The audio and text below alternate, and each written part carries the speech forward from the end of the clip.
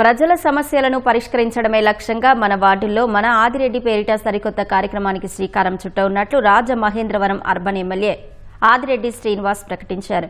ఇళ్ల వద్దకే వెళ్లి వార్డుల్లో తిరుగుతూ ప్రజల సమస్యలు తెలుసుకుని పరిష్కరిస్తామని తెలిపారు. వారానికి 2 రోజులు 2 వార్డుల్లో సమావేశాలు ఏర్పాటు చేస్తామన్నారు. రాజమహేంద్రవరాన్ని అభివృద్ధిలో తొలి స్థానంలో నిలపడమే లక్ష్యంగా కృషి చేస్తున్నట్లు ఎమ్మెల్యే తెలిపారు.